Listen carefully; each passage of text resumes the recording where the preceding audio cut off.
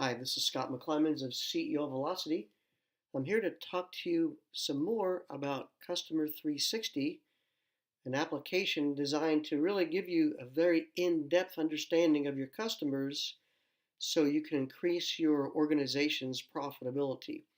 This was created in conjunction with my partner Solve, and what we're doing now, if you remember on the first sheet we talked about in the first video, we talked about profit groups and how important that end zone customer is.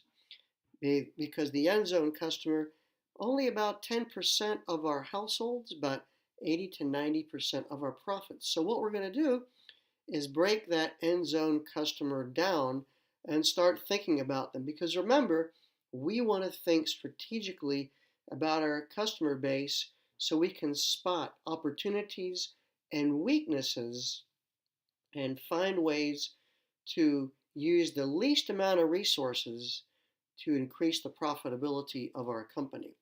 So we've broken that end zone customer, remember that with the end zone top 10%, we've broken them into three categories now.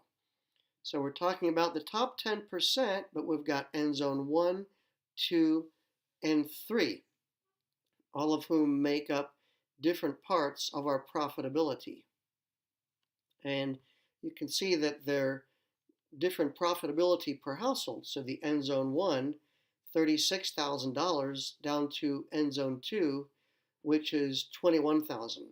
So they're all very profitable, but if we can migrate an end zone 3 up to an end zone 1, we get about $15,000 per year for every household. So we know that's very lucrative if we can do that. Obviously, as I've said in other videos, we've got to study the differences between these different customer groups. Some could be small business owners, some could be millennials, and some could be Gen Xers, retirees. We just don't know. So we've got to do more in-depth research to find out how to create the value that would attract them to bring more of their business to us. We can see quite a variation in the different household groups, end zone 1 through 3. End zone 1 tends to be investment heavy, while end zone 2 and 3 tend to be fairly loan heavy. So is there a way that we can attract investments into end zone 2 and 3? Don't know. We'll have to do more research. These are just some questions that we're asking. From our services per household, we know that the end zone 1 household, these 1,067 households, they've bought a lot of our product line, about 7 services per household, which is really solid. We have a lot of their relationship, and we see that their attrition risk is very low. But do we have a referral plan in place to get their friends and family members? On the other hand, we see a real dichotomy with the end zone 2 and 3 households. They've only got 3 services per household. They're not nearly as well sold into our product line, which means we have not nearly created the value for them or shown the value to them that we have for our end zone 1 households. And you can see that we've got some issues here.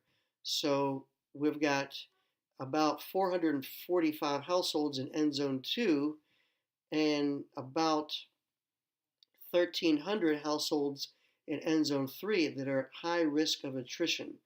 Well, in terms of our strategy and our profitability, we know for end zone 2, that's about $32,000 that's at stake down here in these high attrition risk households, and it's about $21,000 that's at stake per household annualized for these 1,300 households. So we don't like that risk. We want to, as an executive team, do everything that we can to mitigate that risk. We're going to assign our our CFO, our chief marketing officer, and some other division heads the responsibility of tightening up these relationships, of coming up with a plan to tighten these relationships that we can execute in the upcoming year.